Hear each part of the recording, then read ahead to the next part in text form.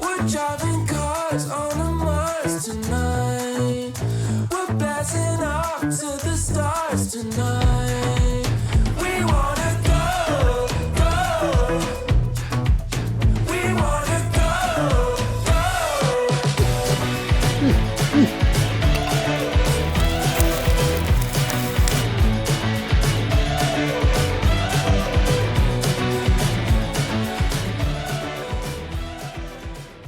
안녕하세요. 모티리온 박기준입니다. 드디어 오늘 같은 날이 오는군요. 오늘 만나보실 모델은 제 차입니다. 제 차 소렌토 1.6 가솔린 터보 하이브리드. 이 차를 왜 갖고 나왔느냐? 오늘 고별 시승 겸 고별 캠핑을 떠나보도록 하겠습니다. 자, 소렌토 하이브리드 이거 처음 출시된다는 소식과 함께 바로 계약을 해가지고 제가 거의 처음 완전 초창기에 제가 이 차를 받았거든요. 그때가 2020년 4월 1일이더라고요. 등록한 날짜가. 그러니까 그때부터 벌써 지금 2년 6개월이 조금 더 지났죠. 오늘 이 차를 고별이라고 말씀드렸던 거는 이제 곧 이 차를 떠나 보낸다는 이야기가 되겠죠. 그래서 그동안 약간의 변화들이 있었습니다. EV6를 잠깐 구독 서비스로 한 4개월 정도 탄 적이 있었고요. 그리고 볼보의 XC60도 제가 구입을 했습니다. 그러다 보니까 지금 현재 그랜저 XG 갖고 있던 거는 판매가 완료가 됐고요. 그래서 지금 현재 XC60이랑 이 소렌토 하이브리드 두 대를 저와 아내가 같이 이제 타고 있는데 말씀드렸던 것처럼 EV6 GT를 지금 기다리고 있는 중이거든요. 그래서 EV6 GT를 제가 이제 구입을 하게 되면 이 소렌토 하이브리드를 판매할 계획이에요. 그래서 곧 이제 이 차도 판매를 해야 되기 때문에 그동안 사실 소렌토 하이브리드가 정말 상상 이상으로 놀라운 인기를 얻었잖아요. 정말 많은 분들이 사랑해 주셨거든요. 이 소렌토 하이브리드가 처음 나올 때만 하더라도 SUV에 최초로 하이브리드가 적용된 모델이기도 했었는데 이제는 뭐 SUV도 하이브리드 선택하는 게 너무나 당연한 시대가 될 정도로 어떻게 보면 이 소렌토 하이브리드가 선구자적인 역할을 했던 거죠. 근데 개인적으로는 소렌토 하이브리드를 구입할 때 약간 고민이 되기도 했던 게 이 가격이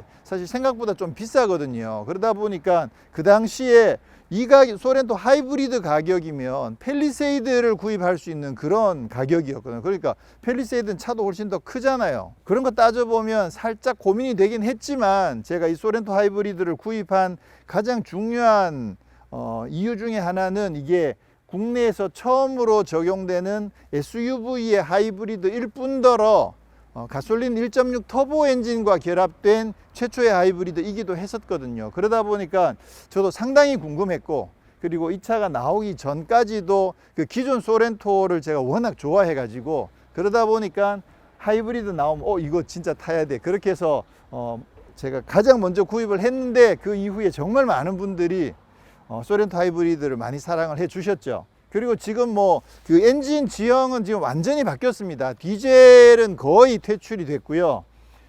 그러다 보니까 SUV도 가솔린 아니면 하이브리드가 많이 판매가 되고 있는 상황이죠. 그래서 그 어떤 전환의 핵심적인 역할을 했던 모델이 바로 이 소렌토 하이브리드였다라는 점에서 저는 개인적으로 정말 고마운 모델이기도 하고, 또 실제로 타고 다니면서 만족도가 엄청 높았던 모델이어서 지금 이렇게 나름 사이즈가 있는 SUV를 이제 판매를 해버리고, EV6 GT는 아무래도 SUV라고 하긴 조금 애매하잖아요. 그래서 사이즈가 좀 작은 모델을 타게 되면 공간에 대한 아쉬움이 좀 들지 않을까라는 생각을 하긴 합니다만, 상황이 상황이니만큼 소렌토 하이브리드는 이제 떠나 보내야 하는 상황입니다. 자, 그러면 그동안 2년 반 가까이 소렌토 하이브리드를 타면서 장점과 단점, 그리고 실제로 많은 분들이 궁금해 하실 수도 있는 이제는 남들도 다 많이 아시니까 궁금 안 하실 수도 있는데 실제 주행 연비 이런 것들은 어땠는지 간단하게 경과 보고를 드려보도록 하겠습니다. 자, 저는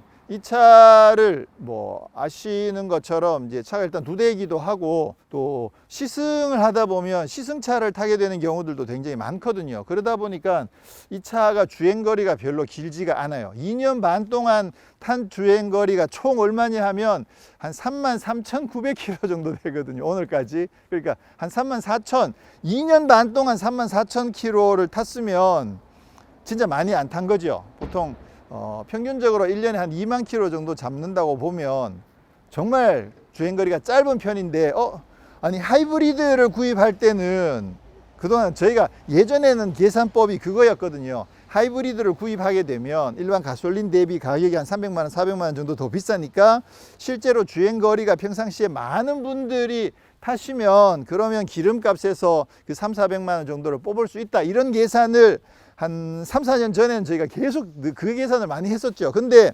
그동안 환경이 많이 바뀌었습니다. 그러다 보니까 이 차를 아니 하이브리드를 뽑아가지고 주행을 왜 그거밖에 안 했어? 이렇게 생각하실 수도 있겠지만 처음 하이브리드를 구입할 때 제가 말씀드렸던 내용 중에 하나도 뭐냐면 하이브리드를 구입을 하는 목적 자체가 주행거리가 길어서 그거를 연비해서 세이브를 해가지고 차값을 뽑겠다, 그런 방향으로 접근하는 거는 아무래도 한계가 있다. 물론 그럴 수 있으면 사실 제일 좋긴 하죠.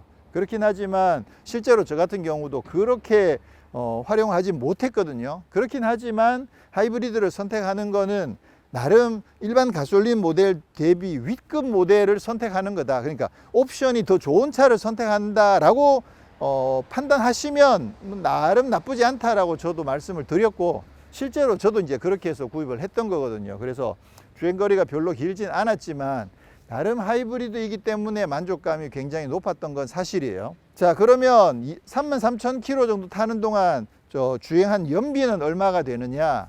요거 사실 워낙 장시간이기도 하고 그러다 보니까 실제로 풀투풀로 체크를 해보진 않았습니다. 완전 초창기에는 풀투풀로 조금 했습니다만 그 이후로는 이제 풀투풀로 하진 않았고요. 그러다 보니까 이제 그 트립 컴퓨터에 있는 연비 기준으로 계산을 할 수밖에 없는데 약간의 오차가 있다는 점은 좀 감안을 해 주시고, 자, 그리고 이 트립 컴퓨터 같은 경우도 요게 누적 데이터가 10,000km밖에 누적이 안 돼요. 그렇더라고요. 그래서 9,999가 찍히고 나면 그 다음부터 안 올라가. 자, 지난번 10,000km의 누적 연비가 얼마였느냐 하면 9,999.9km를 주행한 게 16.5km/L였어요. 그러니까 그 10,000km는 고속도로 주행도 좀 있고 시내 주행도 좀 있고 제가 봤을 때는 뭐 적당히 반반 정도가 되지 않았을까라고 생각을 하는데, 그 10,000km 주행 연비가 16.5였더라. 생각보다 잘 안 나온 것 같다는 생각이 좀 들긴 하네요. 자, 이 차는 2륜구동에 17인치 타이어를 장착했을 때 그때 연비가 15.3이거든요. 근데 이제 이 차 같은 경우는 4륜구동에 19인치란 말이에요. 그러다 보니까 인증받은 복합 연비는 13.2예요. 13.2인데 실제로 16.5가 나왔으면 꽤 잘 나온 거죠. 실주행 연비가 훨씬 더 잘 나온 건 사실이죠. 근데 실제로 주행해보면 고속도로 이런 데서는 거의 한 20도 찍고 하거든요. 그래서 장거리 주행, 고속주행 이런 거 많이 할 경우에는 연비가 진짜 잘 나오긴 하죠. 근데 이제 시내랑 뭐 복합적으로 통틀어서 주행을 했을 때 한 16.5 정도가 나왔더라. 그 10,000km 이후에 새로 리셋을 해가지고 지금 한 900km 정도를 주행했는데 지금 현재는 16.8 이렇게 찍혀 있거든요. 그러니까 뭐 16.5 이상은 충분히 평상시에 나올 거라고 이제 생각을 할 수 있고요. 사실 뭐 그 정도만 해도 연비는 진짜 잘 나오는 거죠. 이게 왜냐하면 덩치가 엄청 크잖아요. 그리고 또 4륜구동까지 넣은 상태거든요. 그러다 보니까 뭐 연비는 그 정도면 뭐 충분히 만족스럽다고 생각을 하고요. 자, 그럼 실제로 이제 이 차를 타면서 그 실제 연비 외에 만족스러웠던 부분은 첫 번째는 이제 공간이죠. 물론 이제 첫 번째가 디자인인가? 볼 때마다 사실 디자인이 정말 예뻐가지고 계속 흐뭇했던 거, 그것도 장점이라고 할 수 있죠. 실제로 차를 소유하고 있는 동안에 계속 예쁜 차를 자주 본다는 거는 사실 즐거운 일이긴 하죠. 그 다음에는 이제 공간이어가지고 실제로 제가 이 차를 구입을 하고 난 뒤에 이사도 좀 했어요. 그래서 막 짐도 막 여러 차례 이 차에다가 짐을 실어가지고 이사를 여러 번 했었거든요. 그래서 정말 SUV를 산 그 재미를 제대로 톡톡히 봤던 그런 경험이 있고요. 그 다음에는 힘입니다. 이 차가 힘이 상당히 좋죠. 제가 사실 이제 이 차 처음 리뷰할 때도 그때 말씀드렸던 게 뭐냐 하면 1.6 가솔린 터보랑 전기 모터의 결합인데, 요 조합은 사실 처음이긴 한데 요 전기 모터와 배터리의 조합이 기존의 1.6 자연흡기랑 똑같은 수준이면 그러면 차가 이게 덩치가 많이 큰데 힘이 좀 부족하지 않을까. 왜냐하면 이 전기 모터가 힘이 커지는 거 되게 중요하거든요. 그래서 이 차 같은 경우에는 확인을 해 봤더니만 전기 모터가 기존의 현대기아에서 쓰던 하이브리드랑 다르게 출력이 더 늘어났다는 거죠. 그래서 전기 모터가 44.2kW가 적용돼 가지고 환산하면 거의 60마력이거든요. 그래서 전기 모터로 60마력이면 힘이 상당히 강력한 거죠. 그래서 덩치가 엄청나게 크고 사륜구동이긴 하지만 전기 모터로 주행할 수 있는 여유가 상당히 많아 가지고 그 점이 사실 굉장히 만족스러웠죠. 그래서 별도의 EV 모드 버튼이 따로 없는 거는 좀 아쉽긴 합니다. EV 모드 버튼이 있었으면 아마 뭐 아파트 들어갈 때 이런 때는 그 EV 모드 버튼을 눌러서 주행을 했을 텐데, 근데 사실은 또 실제로 주행을 해보면 뭐 마지막 주행 끝날 때쯤 웬만하면 시동이 안 걸리는 경우가, 시동이 안 걸리고 전기로 주행했던 경우가 제가 봤을 땐 거의 한 80% 정도는 되지 않았나 이런 생각이 되거든요. 그러니까 실제로 주행해 보면 뭐 주차장 들어갈 때쯤이면 거의 EV 모드 웬만큼 그 정도는 됐던 거죠. 전기 모터가 출력이 더 늘어나고 특히는 이제 엔진도 1.6 가솔린 터보가 180마력이나 돼서 시스템 출력으로 230마력이다 보니까 그 정도면 뭐 힘은 진짜 넉넉했죠. 근데 솔직히 말씀드리면 그 230마력의 힘을 즐긴 거는 전체 주행에서 한 1%, 2% 그 정도이지 않았을까. 1%, 2%는 한 5%, 맥시멈 5%. 실제로는 늘 시동 걸면 자동으로 디폴트가 에코 모드거든요. 그러다 보니까 늘 에코 모드로 주행을 많이 했었고요. 근데 그게 자연스럽게 그렇게 되더라고요. 하이브리드를 타게 되면. 그리고 이제 가끔 조금 뭐 추월한다든가 조금 급한 일이 있다든가 할 때 힘이 넉넉하다 보니까 굉장히 여유가 있어서 그 점은 상당히 좋았었죠. 자, 그리고 요게 이제 제가 차를 구입하고 난 뒤에 1년 있다가 이게 기아 엠블렘이 바뀌었거든요. 그래서 여기 있는 기아 이 엠블렘이 위로 올라왔죠. 신형으로. 그래서 그거 바뀐 거 좀 많이 아쉽더라고요. 저는. 그래서 좀 속상했죠. 그리고 승차감도 그 2022년형이 나오면서 약간 더 개선이 된 듯한 느낌이 들어가지고 좀 일찍 산 게 좀 아쉬운 느낌이 좀 들었던 그런 느낌도 있긴 있는데, 자, 이 차에 지금 2년 반이 지났긴 했지만 뭐 승차감이나 힘이나 이런 부분들은 간단하게 모처럼 여기 산길 주행을 하면서 한번 조금 더 살펴보기로 하고요. 디자인은 뭐 지금 봐도 만족도가 정말 높습니다. 그리고 2년 반이 지났잖아요. 그러면 한 1년쯤 있으면 페이스리프트가 벌써 또 나오겠네. 지금 페이스리프트를 뭐 이미 기아에서 개발을 하고 있죠. 그래서 개발하고 있는데 뭐 소식들은 이런저런 소식들이 좀 들리고 있거든요. 그래서 그런 생각도 한번 해봤어요. 이거 이 차 팔고 페이스리프트를 줄을 서볼까? 소렌토 하이브리드는 사실 굉장히 만족도가 높아가지고 그런 생각도 잠깐 해보는데, 자, 주행하면서 좀 이야기를 더 하겠습니다. 네, 말씀드렸듯이 오늘은 고별 캠핑도 있는 만큼 뒤에 짐을 잔뜩 실어 놓은 상황이거든요. 그래서 지난번 레이에 이어서 두 번째로 이거 차에 짐을 가득 싣고 지금 산길 주행을 해야 되는 상황입니다. 고별 시승이 될 것 같기도 하네요. 자, 이거 그 소렌토 하이브리드 제가 맨 처음 구입해 가지고 제일 신경을 많이 썼던 게 사실 승차감이었거든요. 기존의 소렌토가 승차감이 워낙 좋았기 때문에, 워낙 부드럽잖아요. 안정감도 좋지만. 그래가지고 신경을 쓰고 있었는데 소렌토가 디젤이 먼저 출시가 됐었거든요. 그때 디젤이 기존 이전 세대 소렌토보다는 조금 더 승차감이 단단해지고 안정감이 좋아졌지만 전체적으로 승차감이 되게 밸런스가 좋아가지고 야, 소렌토 됐다 그랬는데 하이브리드를 막상 받아 놓으니까 승차감이 오히려 조금 더 거칠어져 가지고요. 조금 더 날카롭게 조금 더 거칠게 들어와 가지고 이거 승차감이 왜 이래? 이런 말씀을 맨 처음에 드렸었거든요.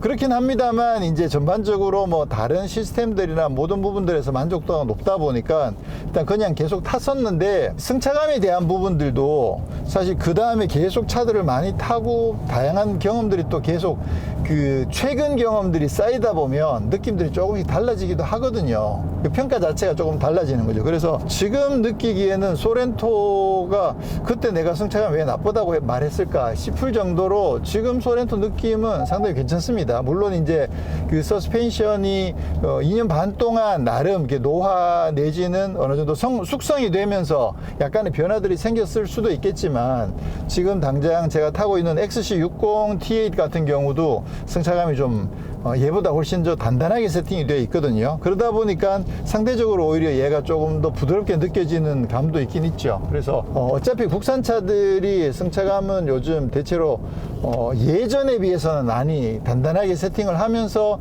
밸런스들이 되게 좋은 편이어 가지고 지금 소렌토 하이브리드도 승차감은 뭐 지금 기준으로는 저는 나쁘진 않은 것 같아요.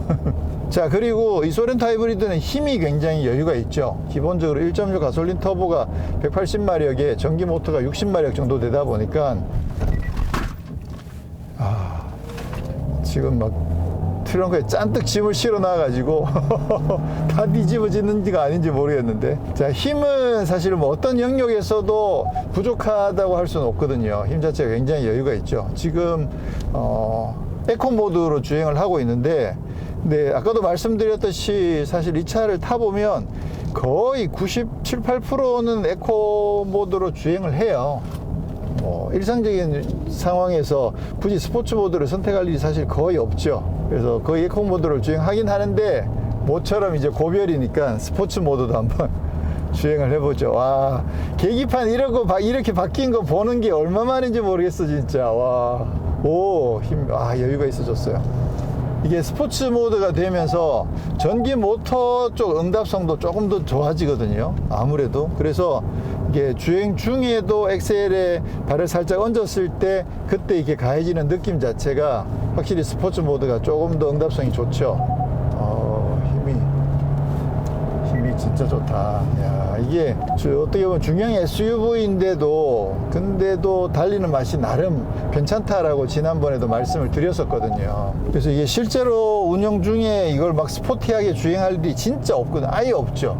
근데도 어쨌거나 이게 뭐 테스트 삼아 주행을 해보면 하체 안정감도 비교적 상당히 단단하게 잘 돼 있고 힘도 여유가 있고 해가지고 뭐 전반적으로 되게 만족했던 그런 운영이었던 것 같아요. 그리고 지금 사륜구동을 선택한 부분도 어떻게 보면 이게 SUV다 보니까, 야, 그래도 SUV가 사륜구동 없으면 그게 SUV야, 이런 느낌도 좀 있기도 하고, 언젠가 될지 모르지만 이 SUV 가지고 그래도 또 비포장도로를 갈 기회가 생기지 않을까, 이런 것 때문에 제가 사륜구동을 선택을 했었고, 실제로 이제 컨텐츠 상에서 뭐 오프로드 테스트도 한번 했었잖아요. 모래밭에도 들어가고 언덕도 올라가고, 물길도 하이브리드인데도 불구하고 밑에 배터리가 있는데도 불구하고 물길 주행도 해보고 그런 것들을 했었는데, 뭐 일단 기본적으로 사륜구동 자체의 성능은 뭐 충분히 인정할 만큼 나름 괜찮았다고 생각을 하고요.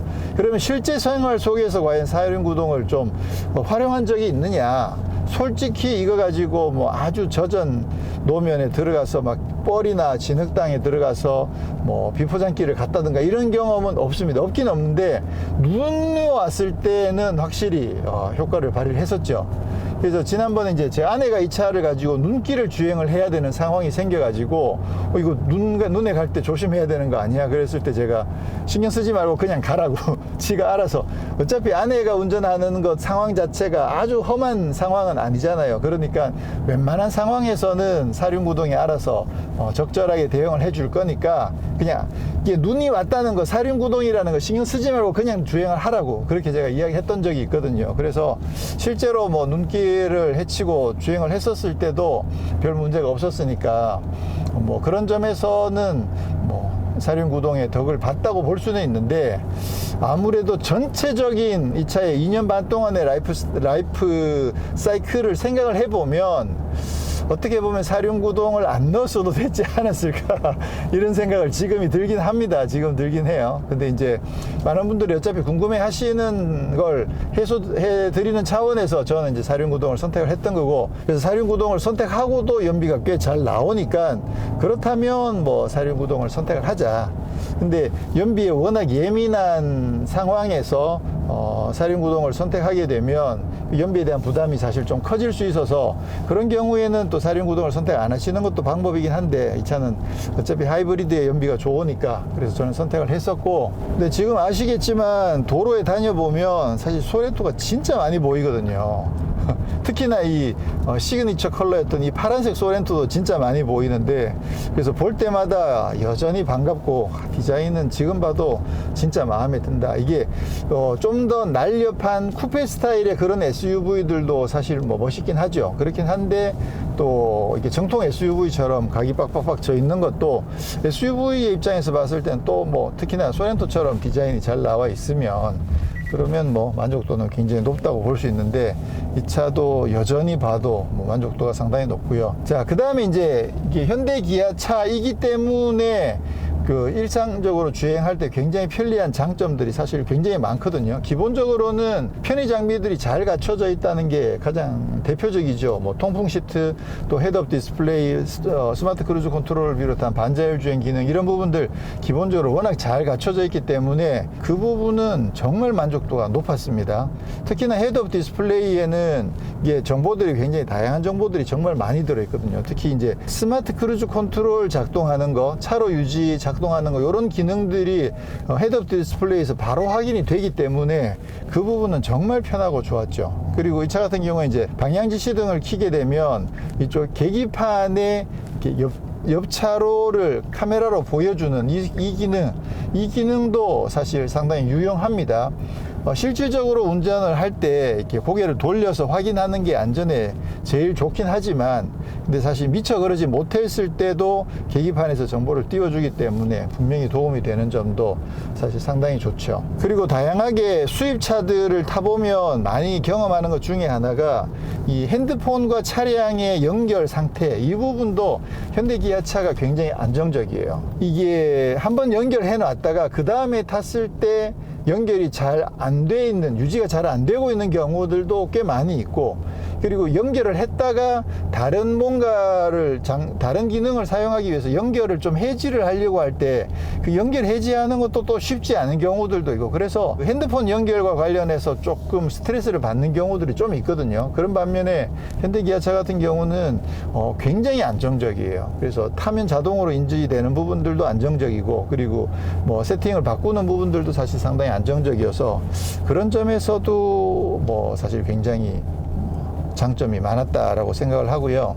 그리고 연비 정보라든가 이런 부분들을 누적 정보, 그리고 또 주유시 정보, 또 지금 현재 주행 정보, 이런 것들을 나누어 가지고 세분화해서 정보를 확인할 수 있어 가지고 이런 정보를 활용하는 점들도 상당히 괜찮고, 그리고 세팅에 들어가면 정말 다양하게 세팅 값들을 설정할 수 있는 것들이 많이 있거든요. 하다못해 방향지시등 깜빡이 같은 경우도 원터치 방향지시등을 안 쓸 수도 있고, 3번 할 수도 있고, 5번 할 수도 있고, 7번 할 수도 있고, 이런 부분들까지 굉장히 디테일하게 설정할 수 있고, 그리고 이제 도어를 열거나 닫는 것도 뭐 시동을 끌 때 열 거냐, 아니면 뭐 파킹만 하면 열 거냐, 이런 설정하는 거, 뭐 정말 다양한 설정들을 쉽게 할 수 있도록 되어 있다는 점 저는 굉장히 마음에 만족스럽고요. 그리고 개인적으로 진짜 만족스러운 것 중에 하나가 뭐냐면 이 사운드 세팅이에요. 내비게이션을 켜고 갈 경우에 내비게이션 안내 음성이 나오잖아요. 근데 이제 음악을 듣고 있으면, 지금 다른 차들 같은 경우에는 음악을 듣다가 내비게이션에서 안내 음성이 나올 경우에 아예 음악을 끊어버리고 내비게이션 음성이 나오는 경우도 있고, 어떤 경우는 그 음악 소리를 줄이고 내비게이션 안내 음성이 나오는 경우들도 있거든요. 근데 이거 세팅을 바꾸기가 조금 복잡한 경우들이 되게 많아요. 그래서 볼보 같은 경우에는 아예 안내 방송을 전혀 안 나오게 설정을 하면, 그러면 음악이 어떤 상황에서도 끊기지 않고 들을 수 있는데, 근데 사실 또 안내 음성도 좀 궁금은 하거든요. 그걸 켜놓으면 매번 안내 음성 나올 때마다 음악 감상을 잘하고 있는데 소리를 꾹 줄여버리니까 그것도 또 스트레스를 받는 상황인데, 지금 현대 같은 경우에는 그 내비게이션 안내 우선이라는 기능이 있어서 안내 우선을 하게 되면, 그러면 내비게이션 안내가 나올 때 오디오 음악을 줄이거든요. 근데 우선 선택을 안 하게 되면, 그럼 음악이 나오고 있는 상태에서 내비게이션 안내 음성도 그냥 나와요. 그러니까 이 음악을 듣고 있는데 옆에서 누가 이야기를 잠깐 보태는 수준인 거죠. 그래서 그 정도는 제가 봤을 때 그렇게 스트레스 받지 않고 그게 오히려 딱 좋다는 생각이 들거든요.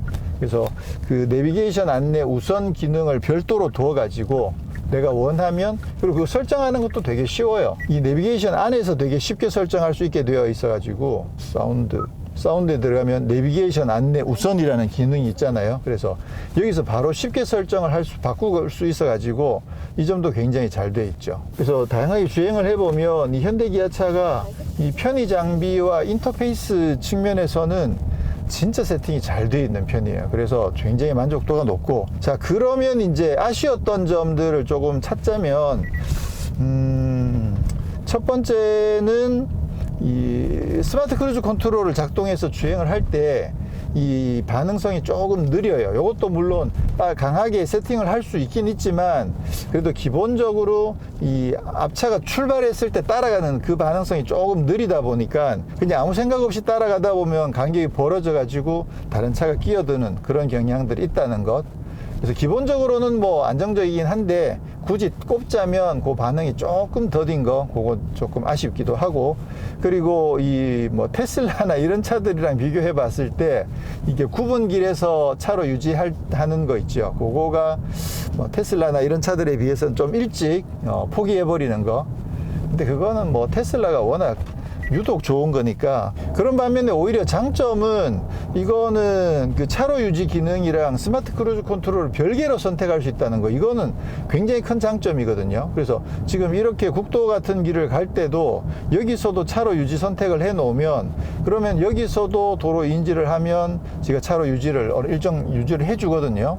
그러면 그것도 사실 굉장히 편하고 좋죠. 근데 어떤 차들은 꼭 스마트 크루즈 컨트롤을 켜야만 차로 유지가 같이 작동하는 경우들이 있는데, 이 차는 따로 선택할 수 있다는 거, 그거 저는 제가 봤을 때는 굉장히 좋은 장점이다라고 생각을 합니다. 그래서 2년 반 동안 타면서 뭐 다양하게 경험들을 해봤는데 딱히 단점이라고 할 만한 게 사실 그렇게 많지는 않아요.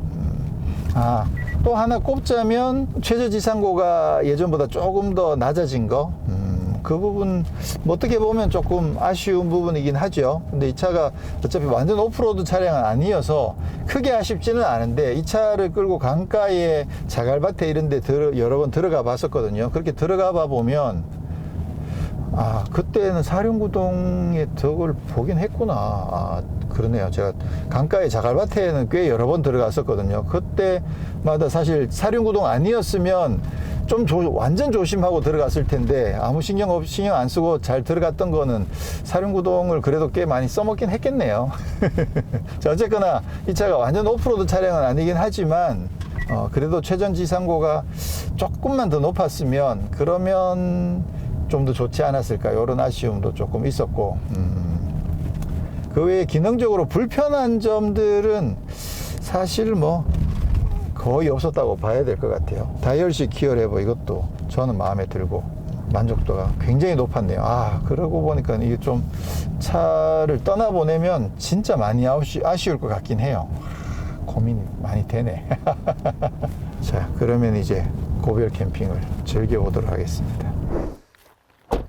우와, 지금 오늘 캠핑하는 사람은 거의 저밖에 없는데 텐트는 지금 다 들어와 있어. 완전 드디어 이제 장박의 계절이 된 거죠. 여기 유명산 바로 넘어서 지금 계곡이 있어가지고, 여기 가평 반벌 오토 캠핑장인데, 와, 이 자리가 없을 정도로 차들이 많이 들어가 있네요. 그리고 계곡이 전 계속 가물어가지고 물이 없을 줄 알았는데 그래도 계곡에 물이 있네.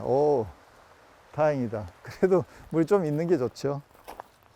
지난번에 뭐 그 레이에도 차 혼자 캠핑하는 짐은 사실 다 실었을 정도니까, 이 차 같은 경우는 불편한 거, 이거 그 발로 차는 거, 차면 열리는 거 아니고 멀리 갔다가 돌아오면 3초 기다리면 열리는 거거든요. 이거 불편해요.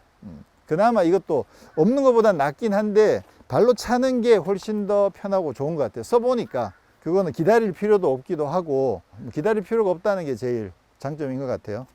짐은 보시는 것처럼 사실 지난번 레이 때보다 좀 더 많이 실었거든요. 더 많이 실었는데도 위에 지금 그 이쪽 후방 시야가 전혀 안 가릴 정도로 뭐 공간 자체는 진짜 여유 있습니다. 이거 이사를 뭐 여러 번 했을 정도니까 뭐 공간은 충분합니다.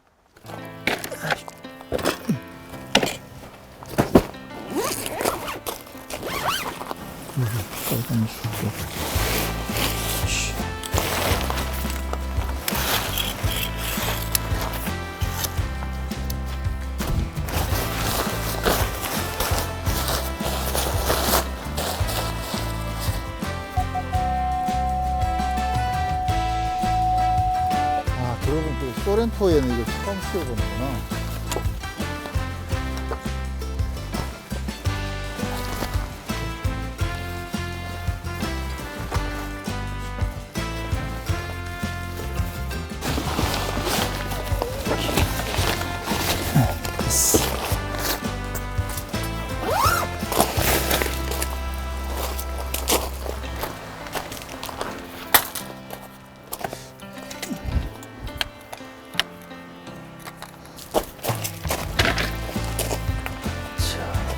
그러면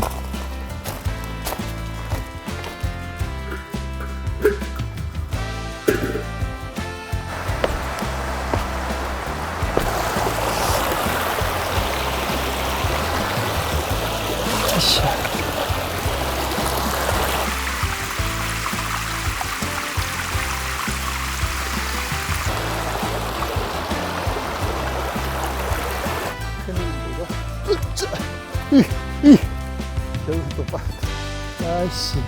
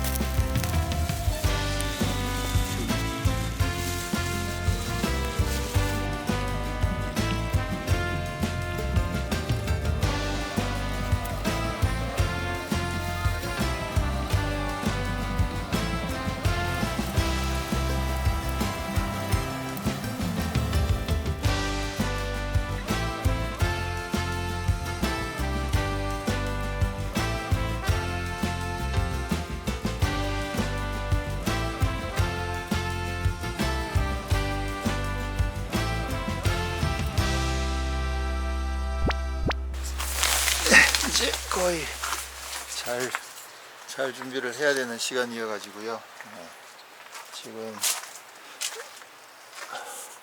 트렁크는 2열 접으면 엄청 넓어요. 그래서 여기 이제 지금 침낭을 깔아 가지고 침낭으로 잘 생각이고요. 지금이 며칠이냐, 11월 10일이거든요 그래서 날씨가 꽤 쌀쌀하긴 한데 지금 도킹 텐트를 연결해 놓고 이렇게 열어 놓은 상태로 지금 잘 계획이거든요. 그게 지금 이쪽에 지난번에 구입했던 이 장작불 영상이 나오는 이 히터가 있어 가지고요. 요거를 켜 놓고 잘 때는 끄겠죠. 잘 때는 끄고 만약에 새벽에 추우면 뭐 다시 켜더라도.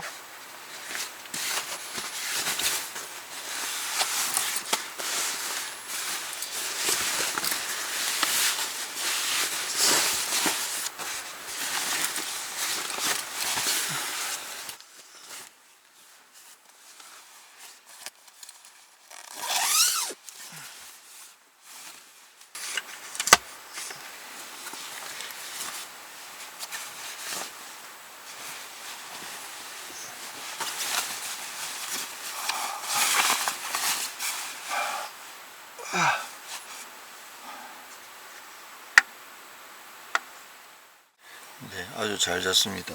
어쨌거나 이게 도킹 텐트여가지고 저도 이게 밤에 도킹을 해놓고 문을 열어놓고 이렇게 자는 게 어떨지가 좀 궁금해가지고 잡은 건데요. 뭐 침낭안은 또 엄청 따뜻하기도 하고 하니까 일단 뭐 추운 건 전혀 문제가 안 되고 잘 잤고요. 바닥도 이게 단차가 이쪽이 여기 단차가 살짝 있는데 근데 그게 누웠을 때 자세가 엄청 편하더라고요. 허리도 또 편해지고 그래가지고 저는 굉장히 잘 잤어요. 옆으로 누웠을 때도 괜찮고 그래서 전체적으로 일단 뭐 공간 자체는 엄청 여유가 있어서 뭐 좀 약간 굴러다니고 해도 될 정도로 공간은 진짜로 여유가 있어서 지금까지 차에서 잤던 것 중에서는 그래도 제일 잘 잤네요. 차박을 하려면 아무래도 큰 차가 확실히 더 좋긴 하네요. 뻔한 얘기를.